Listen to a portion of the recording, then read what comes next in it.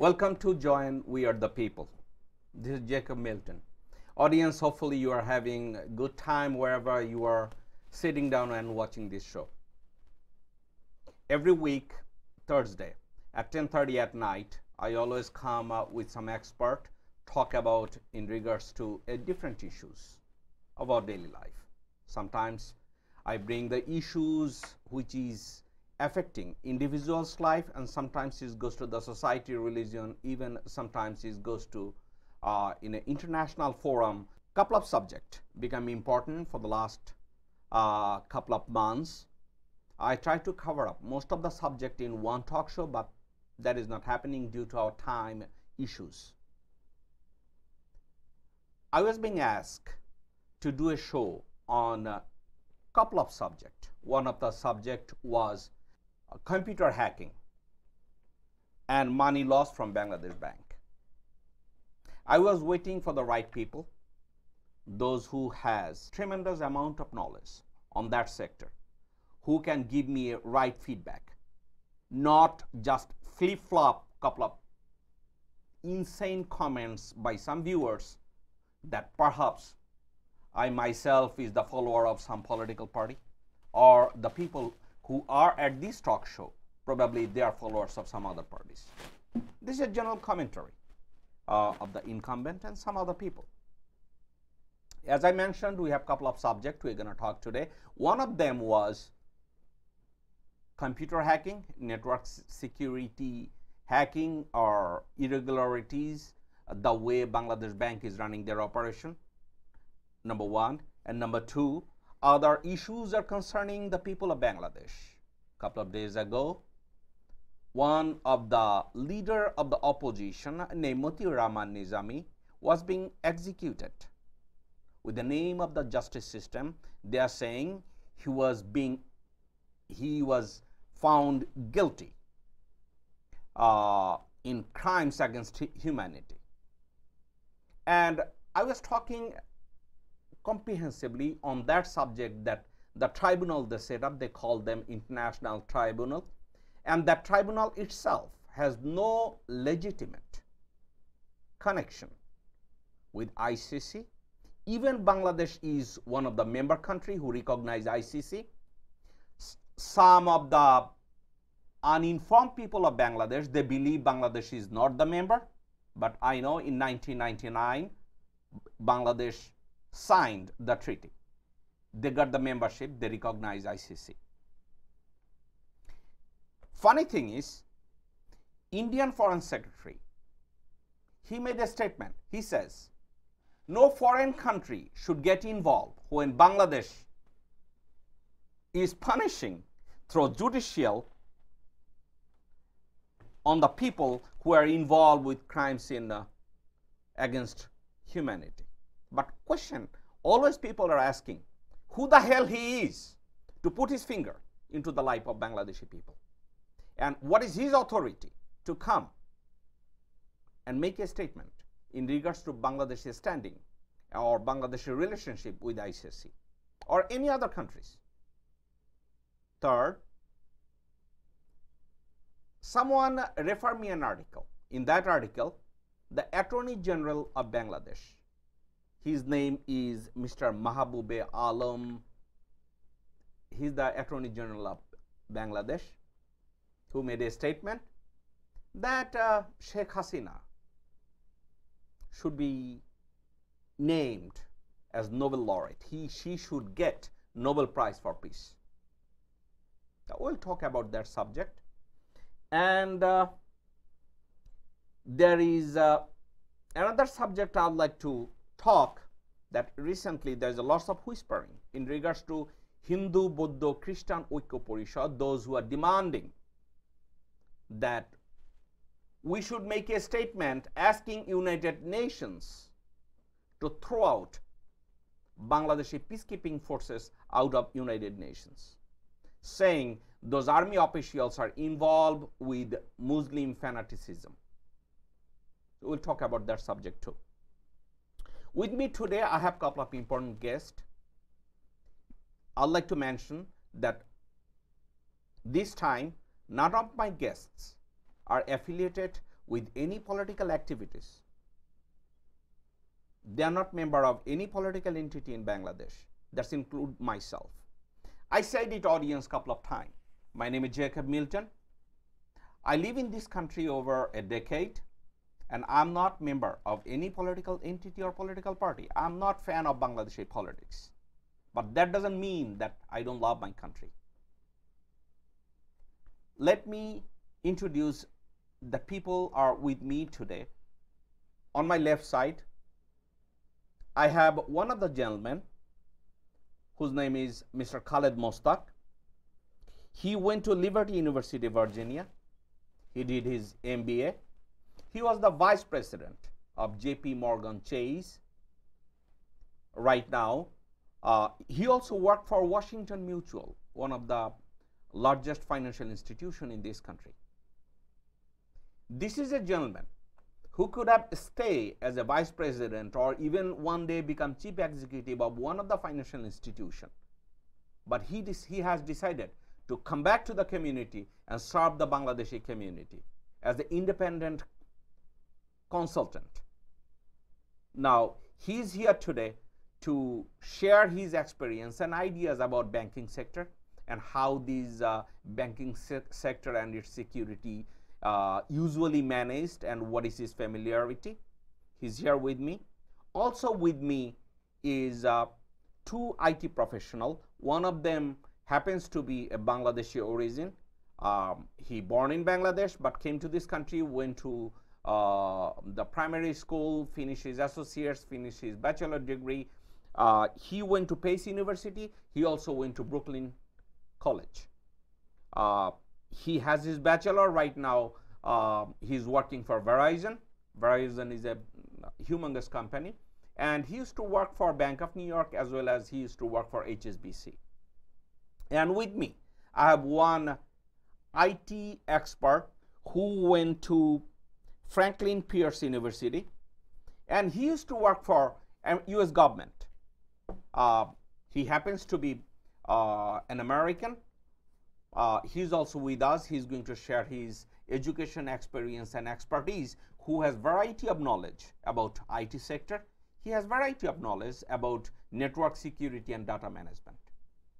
So audience, I'd like you to meet all three of my guests so we can start talking on those subjects. Mr. Mostak, welcome to the sir. Thank you. Mr. Faisal, salaam. Welcome to the show. Thank you. It's a pleasure. It's a pleasure. Max, I'm really happy to have you on this show. Thank you, Jacob. Thank you. Let's talk about network security and the way money lost from Bangladesh Bank through computer hacking. My first question would be, we lost close to $100 million and we might have lose close to $1 billion.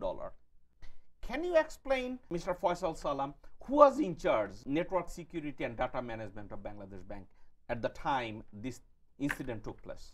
Total responsibility goes to Bangladesh banking officials who are actually working with the SWIFT messaging software program, which was compromised. As all this was $800 or $900 million were being stolen from Bangladesh Bank, you would have to have internal access to the username and password or credentials to log into that SWIFT system. Now, if you do not have access to it, you can never access that system. Would you be kind enough to explain what SWIFT means? Exactly what does they do? SWIFT is basically Society for Worldwide Interbank Financial Telecommunications System. Okay. It's basically a cybersecurity software. It has 11,000 institutions, including Bangladesh Bank. Including Bangladesh Bank that it works and provides its software to. And the particular software that was hacked was the Alliance Access software, which is part of SWIFT.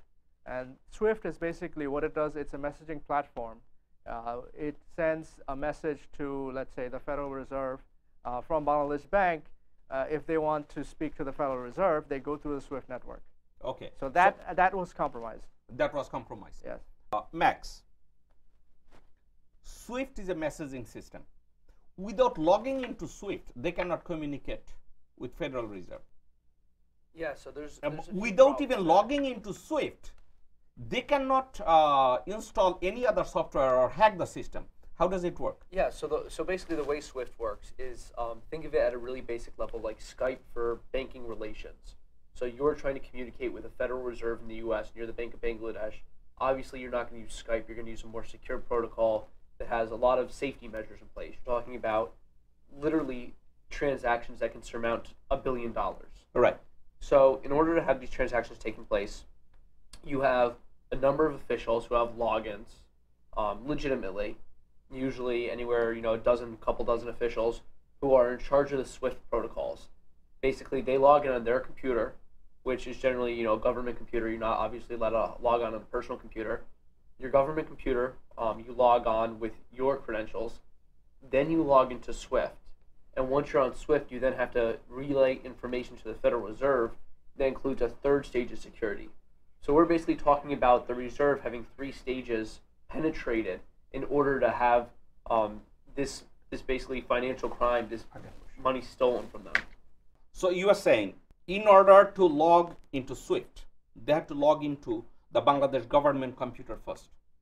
So log into government computer, they have to put their own credential first into the Bangladesh government computer. Then they have to sign into SWIFT system. So there is a 2 phase they have to cross. Yeah, there's actually a third phase in the back end, because when you relay the message from SWIFT to the United States Federal Reserve, you then have to relay security information. So again, think of it just as a protocol. If you were Skyping someone with a message, you were emailing them, they're going to ask you to verify who you yourself are. So it's no different than if you have ever asked for support from a company, your computer breaks and you call Microsoft. Microsoft Outlook is not working on my computer right now. Well, sir, can you please give me your customer ID? Can you please give me your phone number? It's the same protocols that are in place in a lot of multinational organizations and business. The government of Bangladesh and a Federal Reserve Bank, they're logging in and they're trying to do transactions of successfully 81 million and as large as 900 million that failed. And that's what's so scary in these situations, that a lot of times it's those weak links. It's the stupidity of an individual person that ends up costing a government $60 million they still haven't recovered. Would you say it is stupidity when someone might have done it intentionally? Yeah, I think stupidity is the best case scenario. Okay, but in this case... But in this case, it's very possible. When you look at everything and you look at the protocols, at the very least, it's negligence. The protocols were not in place. Right now, the FBI is working with the government in Bangladesh. It's also working with the Federal Reserve Bank in New York to figure out what went wrong in their protocols. Got it. So far, they've identified a number of areas that are possible highlights for their investigation. The New York Federal Bank has already come out and said, and the FBI has come out and said, in all likelihood, this is inside. There is all of them says is likelihood all inside. They've said, we don't have an answer yet, but so far it's looking like someone sat down, they plugged in a flash drive that shouldn't have been plugged in, and then the malware was executed. They opened a file and executed it. But in this investigation, in the midst of it, they have found so many broken links in the system. When a system is put in place of this magnitude, with this sort of security, every last piece is searched and scanned before it's installed. Well, it's supposed to be anyway. Every last piece is generally gotten at a very high-end dealer. So you're not talking about someone logging on with a basic computer you're going to get at Staples. There are very high-end security encryptions in place. There are penetration tests happening on a regular basis to make sure that this is prevented. But this is an endemic problem in Bangladesh. For a country of a GDP of 173 billion, to have an attempt at getting almost 0.5% of that GDP. That's what would have been taken out of the Federal Reserve's 0.57%, which is a substantial number. Imagine in America, someone tried to hack into a system and steal $990 billion. Wow. That's the equivalent here based on our GDP. They were buying in Bangladesh $10 router boxes and switches. $10 routing boxes, $10. Like selling in a 99-cent store. So even if it was the weakest link and you're saying it wasn't an inside job, $10 ended up costing $60 billion. That's a very expensive mistake made by people who are not doing their job. let's talk about network security and the way. We'll be right back. Mr. Khalid, Yes. so far you heard the technical technical side, Yeah. IT issues and other infrastructure. You're a banker. You are not just a teller. You are a senior official of U.S. Bank, and two of the bank is very prestigious bank. One is Washington Mutual, and another is J.P. Morgan Chase. How does it work when IT professionals or computer experts, software engineer, or data management, they are doing their part, and there's the administrative part, like you are a vice president. What was the relationship between you and those IT professionals? How does it work? Okay. Thank you for letting me in today, first of all. And I really have to say, because I do have a small, practice that I do on the side, so I don't want my clients to get me wrong. I'm not here representing BNP, or I'm not here representing Almali. I'm just here to protect Bangladesh, because I'm a Bangladeshi American myself. And I believe my constitution gave me right to talk about if something wrong even over there. So as a banking expert, I was actually a senior banker, you could say, assistant vice president, whatever title they have. But that's not the point. The whole thing to me, it's like, I'm going to have to translate from Bengali to English. It's like the fence itself ate the harvest. Okay. When the fence itself, for protection, eating your harvest, what are you going to do with it? Got it. It's like your home, I cannot get into your house unless I know those passwords. Okay. And your password's that's like a 4-digit code, right? Somehow, you told me. Otherwise, in 2016, in this world, I'm not going to go to your house in Jamaica and just open the door and get in, because I know I'm going to get locked up within 5 minutes. Right. Number two. And number three, investigation. While I was a banker myself, absolutely, let you know, I was never a part of anything, but we have had situations like the bank got robbed, XYZ bank, whatever the date, whatever the neighborhood. The first thing I've seen when the police officers comes to the branch, believe me or not, they investigate you up and down. Every officers, branch manager, teller, janitor, even those customers, everybody gets locked inside the branch as long as 4 or 5 hours. They take everyone's name, mailing address, phone number, meaning that you are a part of the investigation. And I have had cases when the client actually came at 5:45 when the branch is supposed to close at 6 p.m. rushingly saying, my name is XYZ, these are my valid IDs, blah, blah, blah. And he wired some amount of money from New York branch to a California branch. And he disguised himself saying that he's like one of those talk show, like a media personality, like a singer or a musician or whatever it is. So what I did, definitely I had to discuss my boss, my branch manager, everybody. We did 100% perfect of what I should have done as a banker. We wired the money and everything, and guess what? Next morning, before I even come into the branch, I had a phone call saying there was a hack or something happened, meaning that he stole someone's money. It's not even his account. So the whole investigation went through. By the time, actually, I resigned from J.P. Morgan.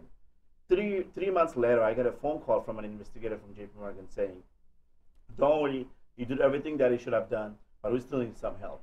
This guy, he's under custody. We need to prosecute him. In order to do so, we need your verbal consent and exactly tell us what happened. And this thing has been recorded. The reason I'm not talking about any branch, I'm not representing an institution here. I'm just saying, such a thing like $1 billion they wanted to take out of your home. Your home means Bangladesh, right? My home as well. Absolutely. And $81 million, they already took it out. Just because a funny name, Shalika Foundation, it's a funny joke. We all know Shalika means sister-in-law. I mean, this is not even a nice professional name.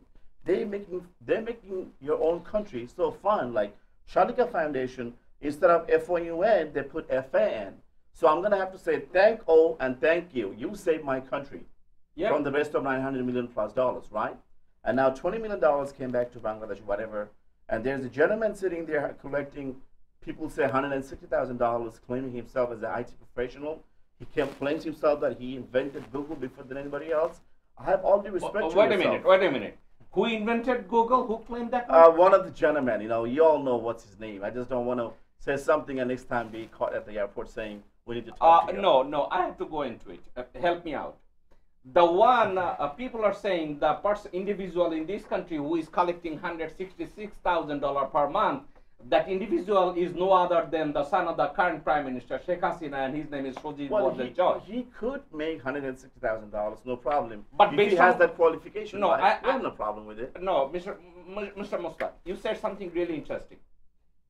So you are saying Sajeeb was a joy He claimed that he invented Google. Yes, that's what I was watching on Facebook a couple of weeks ago.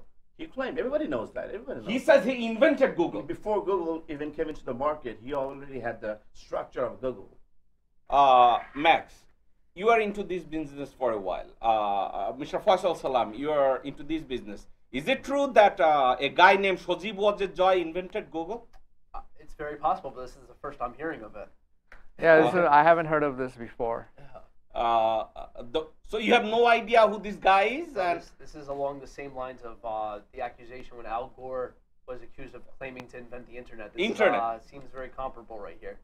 So can it be true that Sajeeb Joy is the inventor of Google, or this is just flat out lie? Just help me out. Maybe he invented a search engine, but it definitely wasn't Google, and it definitely hasn't gone anywhere. So you are saying this is flat out lie? Is a false claim? Yeah, it's a false claim. Yeah, Mr. Salam, would you explain a little bit more? Sure. So there are people that claim that they invented all these search engines. Not only search engines. There's one individual who claimed they invented Napster, and the original Napster, the person who invented that, he also claims that he invented a couple of other things that other companies claim they already have established.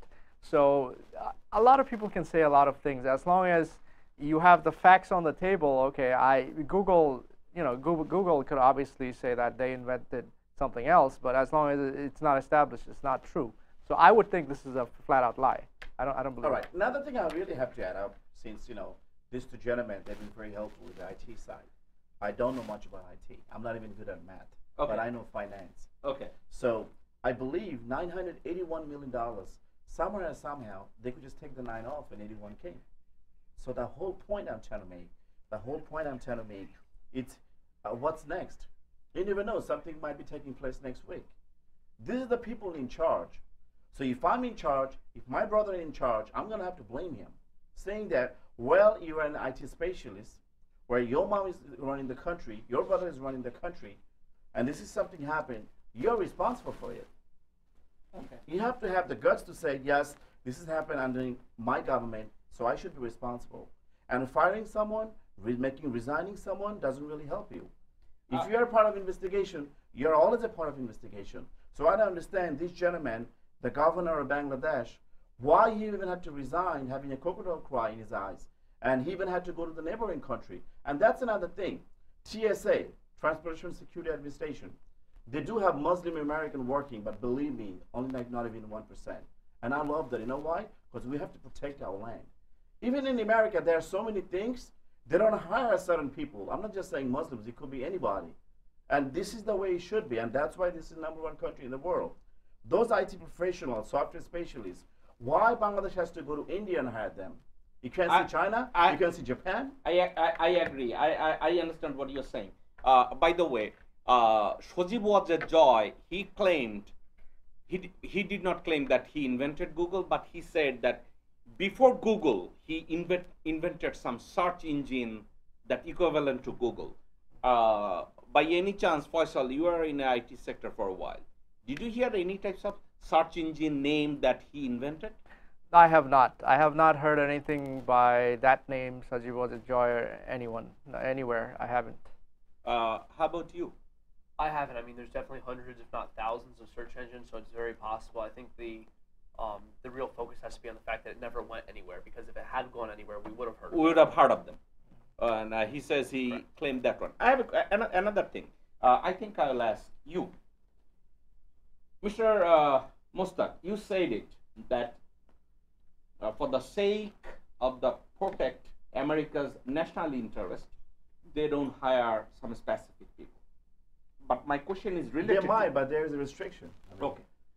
They do it in a very customized way, okay. and I'll respect that. Okay. When they hired you as a senior officer of a bank, I'm sure they checked your background. Oh my gosh, not only that.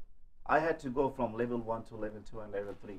Before I resigned myself, I used to be in control of the branch actually. They trusted me so much, but they put me into a situation like, so let's they say, checked it, yes. They did a drug test, everything. If you ever get arrested, everything. They checked even your credit report, everything. Whether you screwed up anything. Yes. Okay. Even a security job in America, requires the same thing, what you're telling. Okay. Because, In order to be a security guard, if you don't know how to protect yourself, and if you're not good at money management, you shouldn't belong in you shouldn't work in a financial industry. Thank you, Max. If a company such as Bangladesh Bank, say any financial institution such as JP Morgan Chase or Morgan Stanley investment firm, or any other investment company in America, such as what do you call in a Wall Street? Name another. Ameritrade. There's Ameritrade. Charles Schwab. Yeah. Charles Schwab, and Merrill Lynch. there is a Goldman Sachs and some others. When they're hiring an in charge who is going to be in charge of their network system, data management, do you think they check their background, credit report, drug testing? Without a doubt. Not only that, but I've done some consulting myself for some financial institutions. I've done consulting for a number of municipalities and government organizations. And every time they're doing things like asking you to sign with your social security number, that it allows them to take a background check. So they're acknowledging the fact that they're going to give you a background check. Many of them are asking you if you will submit to a drug test. They're doing a background check, credit report. I mean, and the higher up you go, they're really putting you through the ringer to ensure that everything checks out. Because, again, that's that little thing that, if you're in a lot of debt, it's not necessarily saying that you're a bad guy, but what might you be tempted to do? I think you remember, I perhaps all three of us remember. You remember when George Bush was the president, and it was Mayor Giuliani who recommended former commissioner of New York Police Department, Bernard Carrick, whose name was being recommended as director of Homeland Security. Do you remember that one? And George Bush already did a press conference, and right after press conference, all of his data came out that he's corrupt, he's not clean. So at the end, he ended up in prison. Are you familiar with this story? Not really. Yeah. Bernard Carrick went to prison. Now, why I put that dot here? There's a reason.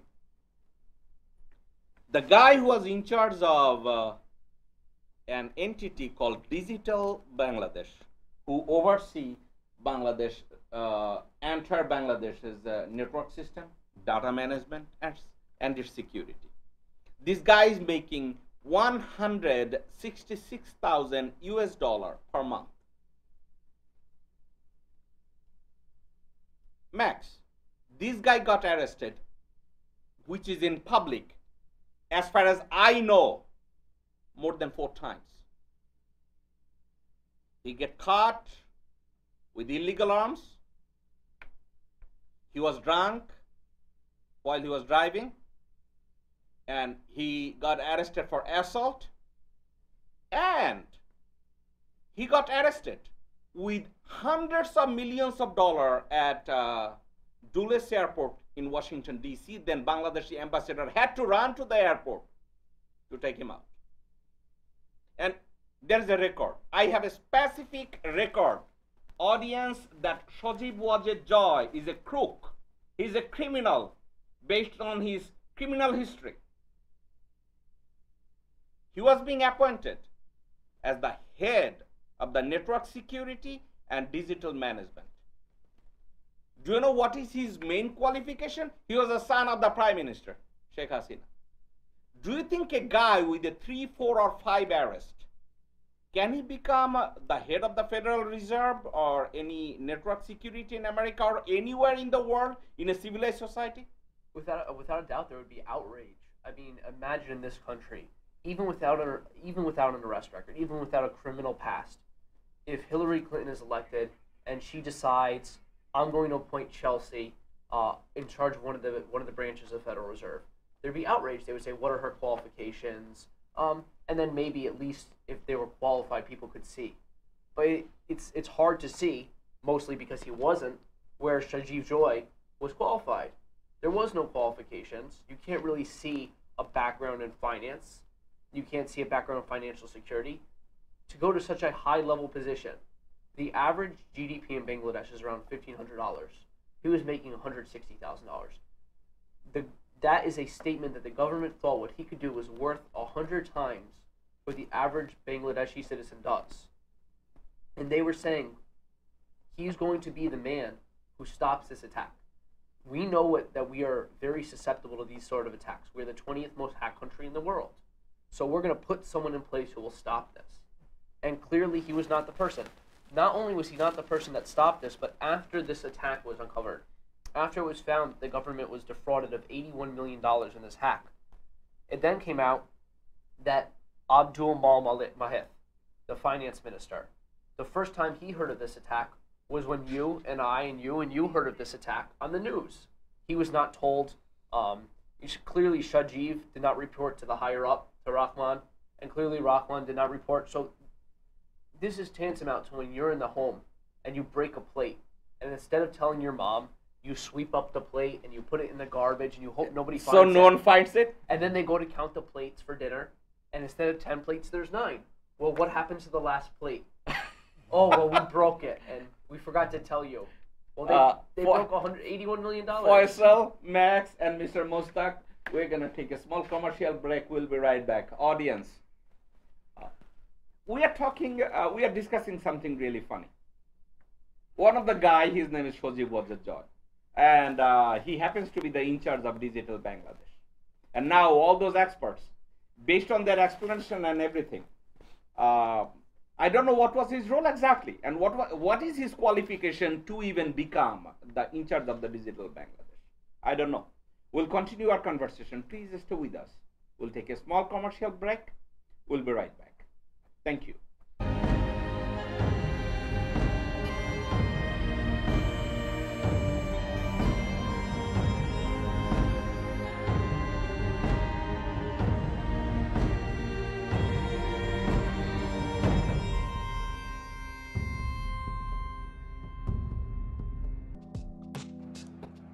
Usually, no one likes the hassle of going to court, dealing with government agencies, or law enforcement. The reality is, we live in a world where all of that is inevitable. Legal Network International LLC has all the legal sources of the 21st century. We are armed with dozens of attorneys, CPAs, and other needed professionals. Here is a word from one of the attorneys at Legal Network International, LLC. Hello, I'm Donna Sullivan. I'm an attorney in Queens, New York. I attended St. John's University School of Law in Queens, and since I attended law school in Queens, I've been living in Queens. I practice in the area of criminal defense work, and I've been doing it for almost 30 years. I've been working with the same person, doing the same work for all of these years, and I'm proud to say that my partner is my partner in crime, Edward R. Hammock. The experiences that we've had together over the past 30 years are things that I would never give up or ever try to redo. Because from those experiences, I've learned a lot about life, and I've learned a lot about community, because community is the core of our lives.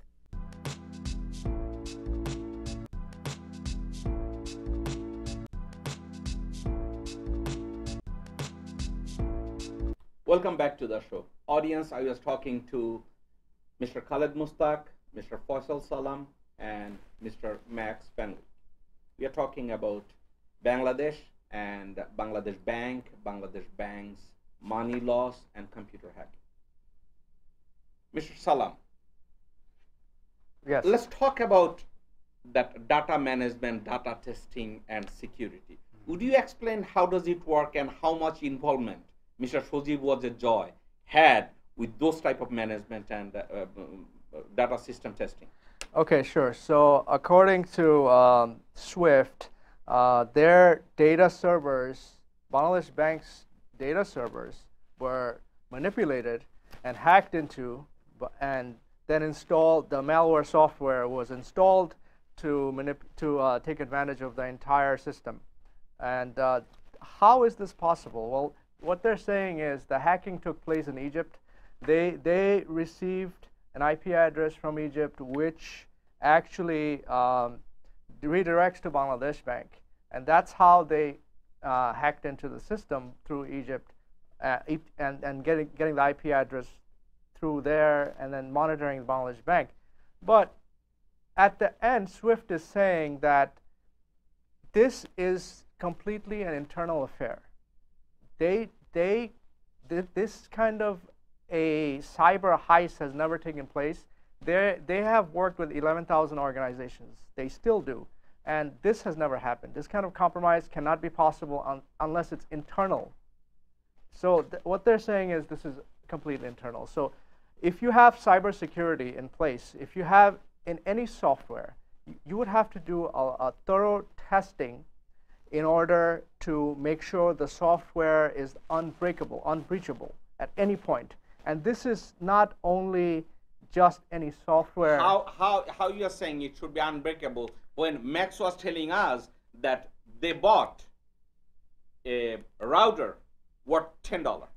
So when they are spending millions of dollars, when Sheikh Hasina goes place to place, but when it comes to protect the Bangladeshi interest and all those monies from Bangladesh Bank, they are buying a router for $10. So the thing is quality assurance. What we do not have in Bangladesh bank or in banking sector in Bangladesh is quality assurance. So how do you determine a quality of a product? You have to ensure that it's at least 99% bug-free. It's not penetrable. It's not breakable. So if you're paying someone $166,000 per month to ensure the software is not unbreakable, he should do his job. He should do his job. But why?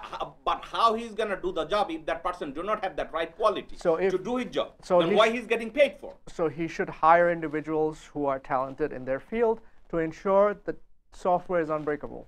Stop, Mr. Mostak. Yes. The guy who was being accused at the bank who hacked the system and stole money, and you receive a phone call that they're gonna put him in prison. Right. Exactly. The time they investigated him, was he still on parole, or I think they caught him like not even a couple of days. Couple of days? Yes. And But this is America. okay, You're not gonna get away by committing a crime. and they put him in custody. I believe so. Yes. Okay, while he was in custody, did he get paid? I don't even think he had a job or anything. That's what he does. Probably he's living. That's done. Yeah. And Mr. Salam, what happened when this hacking took place? And Sajeeb Ahmed, was he being investigated so far, according to the media or your individual knowledge? What I heard was he was not even in the country. He was in Europe somewhere. Okay. When this investigation took place, he was not even in Bangladesh. Okay. So he was not being investigated or anything at all. Okay. That's called alibi in legal term. I'm Yeah. not an attorney, but he wants to create it. He wanted to create probably some kind of alibi. That he was somewhere else. Some He was kind not. of Hershey something they call just to say I was there, but the crime actually took place. So I'm not against the gentleman. I'm not against Sajeeb Ahmed at all. If you have the right qualification, show it and prove it, and work for Bangladesh. So we're not going to pay you 160. We're probably going to pay you $1 million a month, but do something for Bangladesh. Max, I have a question for you. This type of security system, if someone becomes in charge and he's a really professional the way he's being explained, how much would be the salary level, average salary level for this type of professionals? It's really hard to say. There's very different levels of salary. What's actually really interesting is that the government professionals who are really serving in these sort of positions don't make the kind of salaries you do in the private sector. But I would like to help you with one thing. As a consultant, even you might have a PhD from Harvard, you will not even make $100,000 per month. I guarantee you on that. This is way beyond your limitation. Okay. All Bangladesh government's affordability. Exactly. So you can put someone in this position, but usually there's a pay scale in place. So generally you could say in the U.S. that if they're going to get paid based on a salary level position, it could be a $100,000 to $200,000 position a year. In the private sector, obviously you get paid significantly more for similar positions. Such as? Significantly more. Say in a government sector is 200,000, but in a private sector it could be $1 million. Yeah. No. Yeah. You could be looking at $1 million if you're talking about someone who's the top person really dealing with the bank security. Really, I mean, you're a vice president level at that point. You're a manager of the bank as a whole worldwide. And in reality, a Federal Reserve official is that.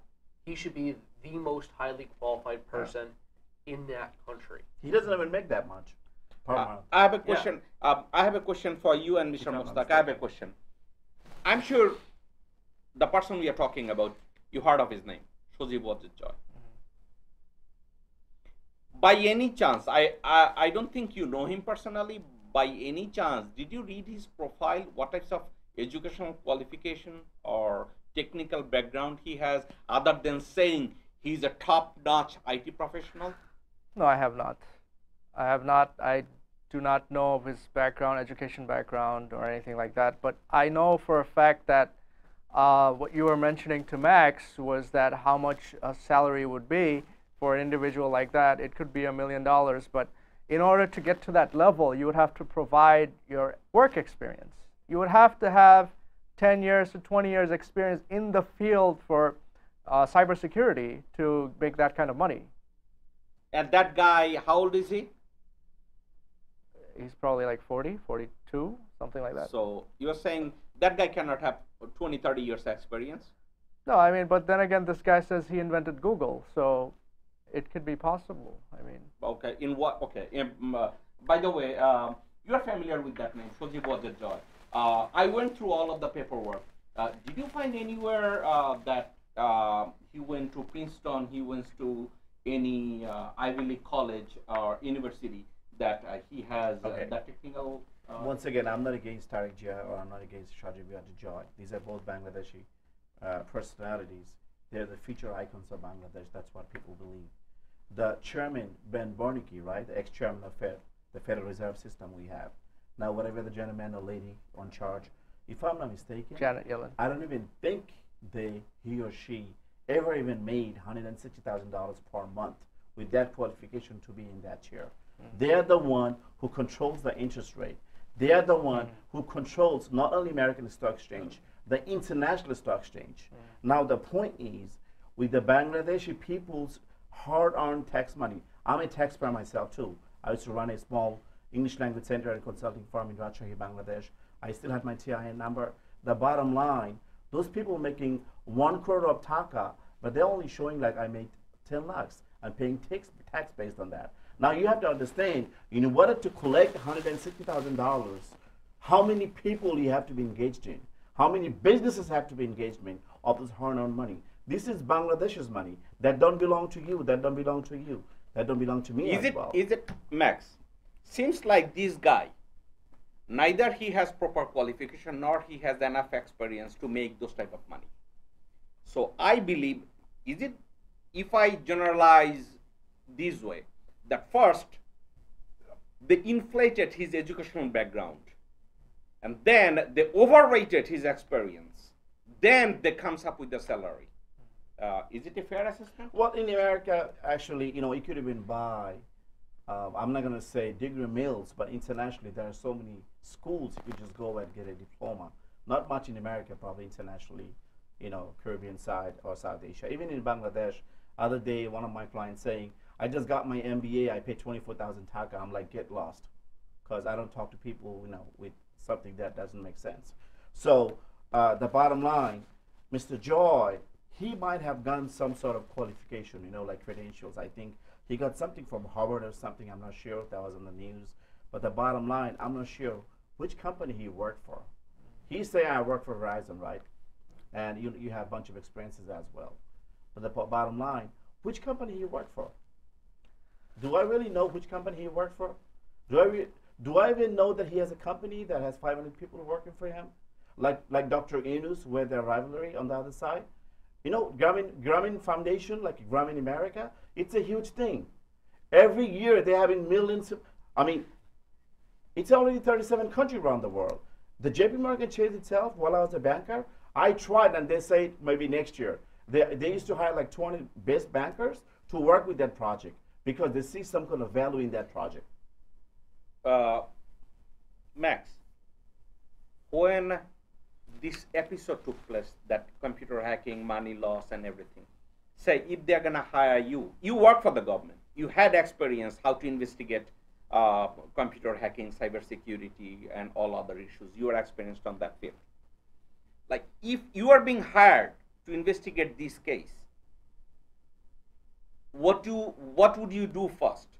Would you keep the existing setup and check exactly who logged in, who logged out, and who was the last person who used the computer? How do you do that? What would be the terms of your investigation? So actually, interestingly enough, I had a client who about 6 months ago, eight months ago, had a hack, had an encryption come onto their machine. It's called ransomware, where they encrypt all your data until you pay a fee. They ransom your fee, ransom your data for a fee. Now, the first thing they did was they said, this is outside of our purview. And I said, this is outside of my purview. This is a very advanced program. It was on a server I had not set up. I didn't run the server for them. They had their own person running the server internally.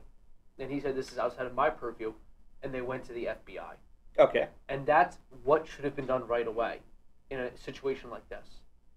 Instead of going directly, Sajeeb Joy, going directly to his superior, going to Rahman. Finance Minister. Yeah. And then going to his superior, Mohit. Abdul Mohit, I'm sorry. Instead of going directly to him and saying, this is what happened, we need to bring in an investigating organization, which is what's done every time there's a leak with politics, every time there's a missing file. In any modern country, they are doing this on a regular basis because it happens, there's leaks. But they have a protocol in place, and clearly that was not done. We're not talking about a professional investigation. From what we've heard, you have Sajeeb Joy going to India for 5 days right after it's uncovered. No, governor of Bangladesh Bank. He went to India. Then he came back and he resigned. You have Atiyar Rahman going to India for 5 days directly after this investigation started. Normally, in an investigation like this, you're not even allowed to leave your the city, immediate your area. home. Right. Yeah, your jurisdiction until they interview you, and a lot of times you're not even allowed to leave the country at all. This is a major crime. $60 million is missing. This is not a small ordeal. And the fact that he left the country for 5 days before he came back and resigned, well, I wanted to go think about it. No, it's odd at best. It makes you think what was happening, and why did he leave? What did he not want to say? Is it fair to say that he went to India? And do you know what exactly why people are crying and making a complaint against these issues? Right after the hacking, Bangladesh government hired an Indian contractor named Rakesh Asthana. Most of the people are saying that Rakesh Asthana is one of the raw operatives, means he worked for raw. That guy came to Bangladesh, and government of Bangladesh couldn't find any other expert, but one freaking Indian guy, everyone is saying that guy is a raw operative. He came. And do you know what is his investigation? He did not check nothing. First thing he did, he deleted every single access or data or system was in place. No copy, nothing. This is, in order to install or reinstall new software, we have to delete everything. What does this shows? Don't you think he's just protecting Sajeeb Joy or the people who are involved with this computer hacking? What is your assessment? Yeah, I mean, beyond the doubt, it's strange. Usually the first thing you're doing in an investigation like this is first you stop everything. Nobody touches their computer. You take every single computer as it is. You don't change anything, and you put it in a box. Yep. And you don't touch it until someone's coming through to do the penetration test to make sure it wasn't breachable, to make sure that there was no oversight in a program that was modified accidentally.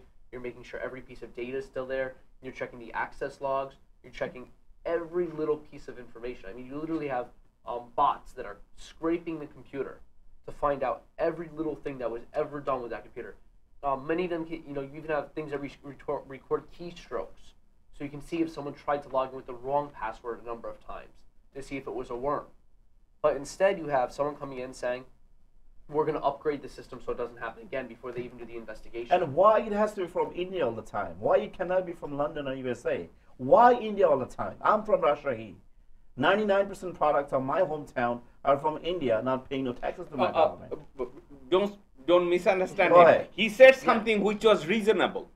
When do you think America is going to hire one expert from Iran to maintain homeland security? What do you think? What's your comment? That's a joke. Beyond that, what's really interesting is that they did eventually go outside of India. They eventually brought in another contract. But this was the first guy. And they brought in a guy. A guy. This is not an investigation for one person.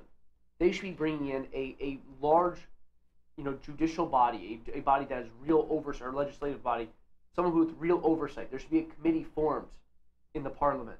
There should be an oversight committee specifically tasked with a breach like this.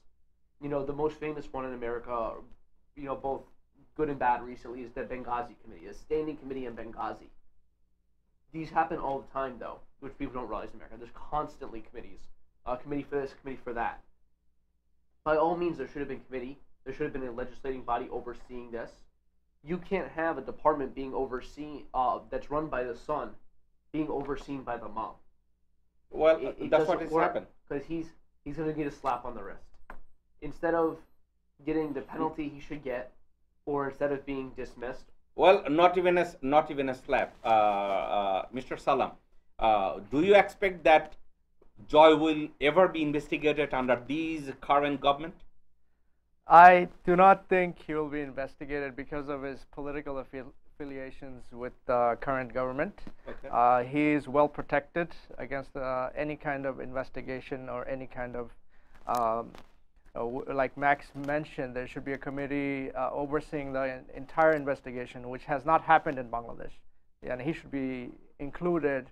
He should be, in sight. Like, okay, we will investigate him first because he was also involved internally to oversee the ICT, or International Cyber, what is it? I don't know what it stands for. ICC. Oh, do you, under these circumstances, do you think if this situation would have taken place in America, do you think Governor Atiur Rahman and Sajeeb Ahmed Joy would be walking around and having fun and collecting salary, or do you think they will be investigated and they would have lost their chair already? They would have definitely been investigated. They would probably be on trial at this moment, because it doesn't matter who you are, as long as there's a crime that has taken place. If you're involved in it, you will have to go to trial. You have to go and get prosecuted by the law. Now, if you're above the law, so is Sajeeb Ahmed Joy above the law because of his political connection or background? Who knows? Who knows? Mr. Mostak, what do you think if this situation would have taken place in a financial institution like JP Morgan Chase? Do you think these people would have walked around, or they should be in prison? Specifically, I'm not going to just shade anything about JP Morgan or anything. I'm just going to say it doesn't have to be even a bank. If you work in a store like 9-to-5 store, if you work in a candy store and there's a camera and the owner sees you stole something, you should be in prison. First thing he's going to do, call 911 and give him the tape. So whoever did that thing, we need to protect Bangladesh from Indian and Pakistani and all those neighboring invasion. Let's live our own life. We are an independent country, Bangladesh. Please leave Bangladesh alone. If Bangladesh needs help, Bangladesh has so many countries around the world. As long as you pay the right amount of money and everything, you get the best service. Protect your first national interest. If India, you think, is going to help you, personally, I do not believe India will help Bangladesh anyway. Because it's not just because I grew up in a hometown, I've been seeing Indian invasion in my North Bengal part of Bangladesh. So I'm not a BNP, I'm not a Awami League. All I'm trying to say, save Bangladesh from Indian invasion. Because somehow it really shows when the Awami League is in power, Bangladesh, it's totally controlled by the neighboring country, India. So save Bangladesh from India, and as well as from Pakistan if BNP comes over next time. Okay. Hopefully or hopefully not. Okay. I'm not representing them, but save Bangladesh. Max, within this type of situation, do you think the story we just discussed, do you think Bangladesh has any intention, or do you think we have any standard quality to manage anything such as like touchy subject Bangladesh Bank and internet security and data management? Do you think we have any intention to manage it effectively when we are appointing our own son who do not even qualify for the position? I think it goes beyond that. There's intention to manage it properly, and maybe there's no ill intention. Maybe, someone is misrepresented and the facts were not brought out like they should have been. And to even not assume ill intent, but there's just so many holes. There's so many broken links in the system. I mean, you go back to the beginning of the conversation, there's a $10 router. Yep. You go back and there's people internally that have not had background checks, including Sajeeb Joy. There's people with connections to higher levels of the government that have gotten their jobs. There's the fact that it took months for this to come out. That's months where the money is not sitting there. And something like this, the most important thing right away is the first 24 hours, the first 48 hours in a murder investigation. They say right away is when the weapon is destroyed, is when the body is destroyed, when the criminal goes missing. They block it, yeah. Yeah, it blocks it. And this took months. And then when they finally found it out, another hole, someone left the country for 5 days. I have the last question for you. Yeah. If someone claims that I try to invent a search engine, the so-called search engine, do you think can be compared with a company like Google? Clearly not. Nothing is comparable to Google. Well, do you know why they compared it with Google? Because Prime Minister has to pay her son $166,000 per month without comparing to Google. How she's gonna qualify her own son? It sure makes it easier to justify. Exactly, that's what they did. Mr. Mostak, thanks for the time. Thanks for being Save here. Bangladesh, please. Thank you very much. Mr. Faisal, Salam, it's Thank a you so pleasure. much. Thank you Thank very you. much for Thank your you. time. Thank you. Max, Thank you, Jacob. what can I It's a say? pleasure. You're always Thank you for welcome to having the me. show. We're going to do it one more time. For sure. Audience, I said it a couple of times. Breaking a law is the law of Bangladesh. Giving the arms into the hand of Chhatra League, Chhatra Dal, Jubo League, Jubo Dal, and tell them kill people and become a leader. You will be minister. When a prime minister like Sheikh Hasina, who did not even get elected, tell people that without even have 100 dead body, how can you say that Hartal was successful? That's the lady who is governing right now. She is the one who instructed the government to pay $166,000 to her own son, who is not even qualified to become a school teacher, teach computer technology. And guess what? He become the in charge of digital Bangladesh. And do you know what does he do? Run behind a woman, got drunk, with their arms, get caught, not once, couple of times. Without checking his background, without checking his credential. Bangladeshi people, 160 million people would like to know. Show the people what is the qualification of your son and what is his experience, why he deserves $166,000. And Bangladeshi people want to know why he is not in prison yet, why he is not getting investigated, why the Governor Atiur Rahman of Bangladesh Bank is not under investigation. What is his punishment?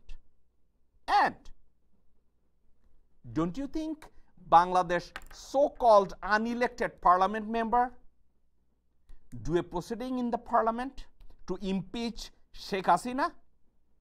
Where are those half man and half woman Hijra type parliament member? Or you guys are scared that Sheikh Hasina is going to destroy your entire family? Come on, guys. Writing you are a parliament member?